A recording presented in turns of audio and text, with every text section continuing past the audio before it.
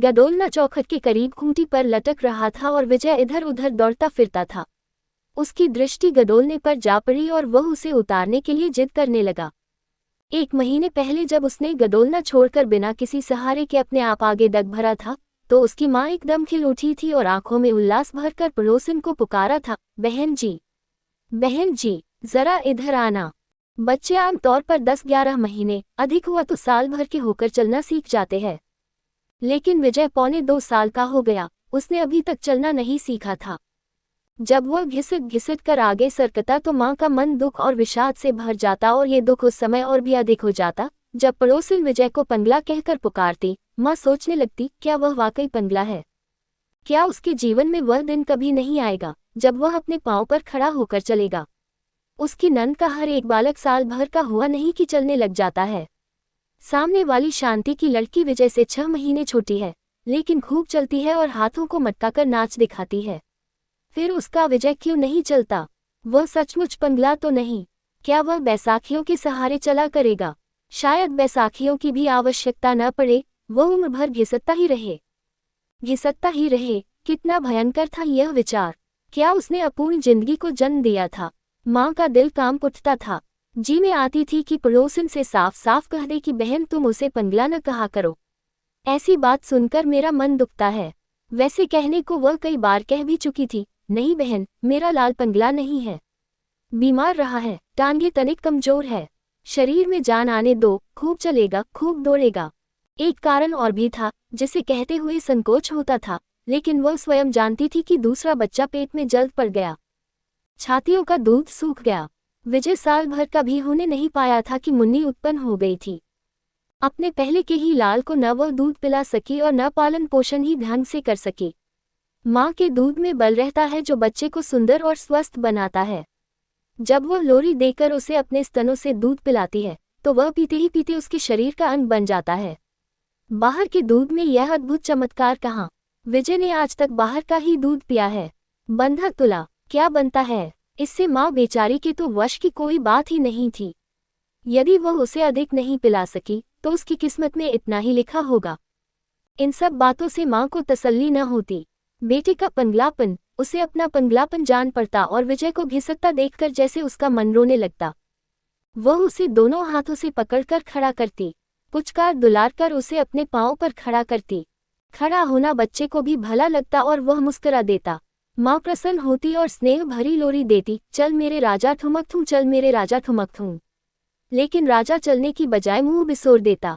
माँ के सहारे के बावजूद कमजोर टांगे शरीर को संभाल न सकती और वह उसके हाथों से निकलकर धरती पर लेट जाता। जैसे माँ का दुलार उसे पसंद न हो, जैसे विरोध भाव से कह रहा हो कि अब चलना मेरे वश का रोग नहीं है, तो मुझे तुम क्यों नाहक परेशान करती हो।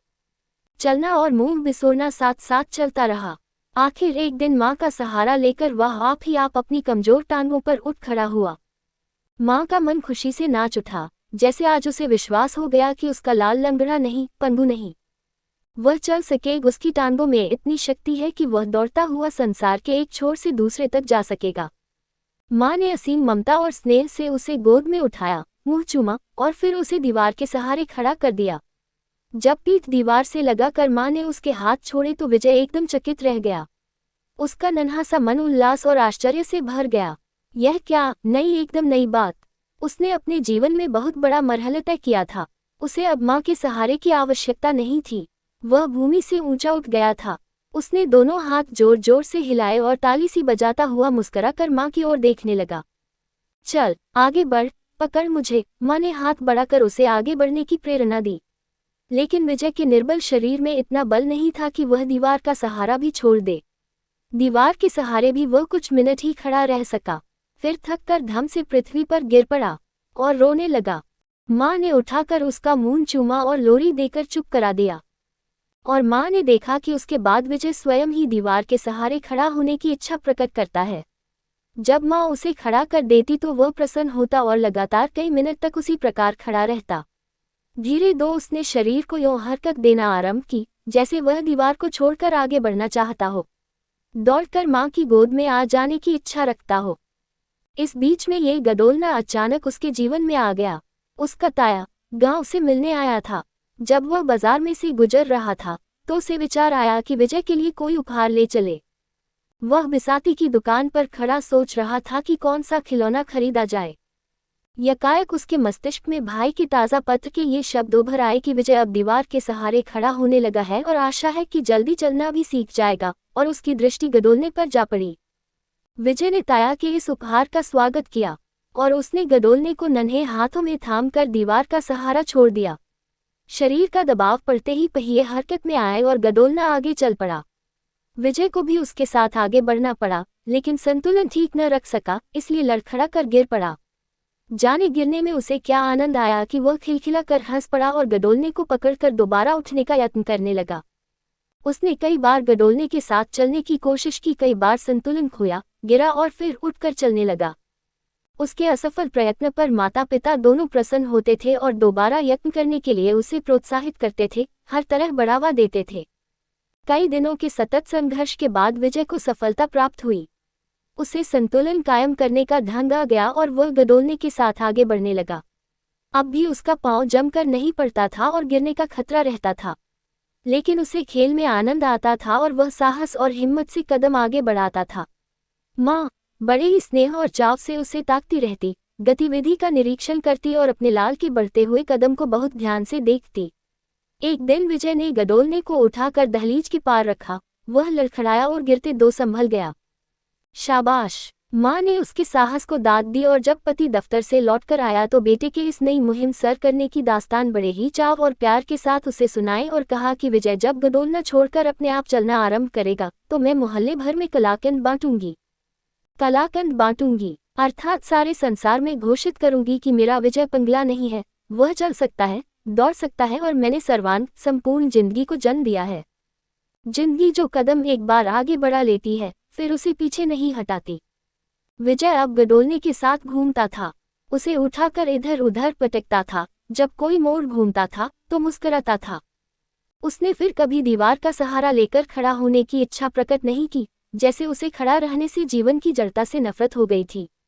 वह घूमना चाहता था, दौड़ना चाहता था, और इस घूमने दौड़ने में गदोलना उसके काम आता था। उसे इधर उधर पटकने में आनंद आता था, लेकिन एक दिन उसने गदोलने को बिल्कुल ही अलग फेंक दिया और वह खुद अपने ही पांव पर आगे बढ़ गया। माँ ये दृश्य देखकर उल्लास से भर गई, खिल उठी और उसने पड़ोसन को पुकारा, बहन जी, देखो विजय चल रहा है। लेकिन बहन जी के आते दो विजय फिर गिर पड़ा। वह ज्यादा देर तक अपने आप को न संभाल सका। माँ ने गदोलना आगे बढ़ाया, वह उसे लेकर फिर उठा, फिर चलने लगा, लेकिन वह सहारे से मुक्त हो जाना चाहता था। उसने अपने पांव पर चलकर देख लिया था। सहारा लेकर चलने की अपेक्षा उसे बिना सहारा चलना अधिक अच्छा लगा था। जिंदगी जो कदम आगे बढ़ा चुकी थी उसे पीछे नहीं हटाना चाहती थी। विजय ने फिर गदोलना छोड़ दिया और वह फिर अपने ही पांव पर चलने लगा। बधाई हो तुम्हें, ला मंगवा मिठाई। वह दफ्तर से आए तो तुरंत मंगवाती हूँ। दूसरे दिन कलाकंद बांटकर माता पिता ने जीवन की इस विजय का जश्न मनाया और जश्न मनाने में मोहल्ले वाले भी शरीक थे। माँ जिसके हाथ पर कलाकंद रखती थी वह बधाई देता था और माँ का मन हर्ष और गर्व से नाच उठता था। एक दो दिन में गदोलने की आवश्यकता ही न रह गई। विजय अब बिना किसी सहारे के भाग दौड़ सकता था। गदोलना 1 महीने से खूंटी पर लटक रहा था। विजय को कभी उसका ख्याल तक नहीं आया।